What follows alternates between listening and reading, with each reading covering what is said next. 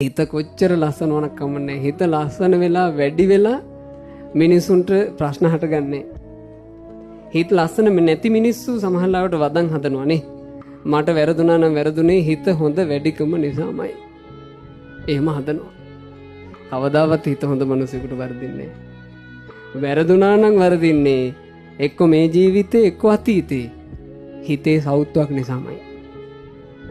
අපිට අර ඔක තෝර බේර ගන්න බැරි. සමහරවිට අපිට මේ ජීවිතේ ගුටි කණ්ඩ වෙන්නේ කලින් ප්‍රශ්න වලින්. මේ ජීවිතේ අපි කොච්චර හොඳ වුණත් අපිට කලින් ප්‍රශ්න ටිකෙන් හොද්දට ගුටි කණ්ඩ වෙනවා. එතකොට අපිට හිතනවා මෙච්චර මං හොඳ කරද්දි මේ මට මේවා වැඩ කරන්නේ නෑනේ. ඒ ඉතින් අපේ නොදැනුවත්කම. ඒකට තමයි බුදු කෙනෙකුගේ ධර්මයේ ආශිර්වාදය අපිට ඕනේ. මේ ජීවිතේ කර්ම වලින් විතරක් ගුටි කනව නෙමෙයි නෙවෙයි.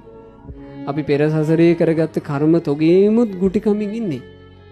ඒ ගුටි ගොඩ ආස්සේ අපි තව ඉස්සරහට ගුටි කන එක නවත්ත ගන්න තමයි මේ බණපද ජීවිතයට ගන්න තියෙන්නේ.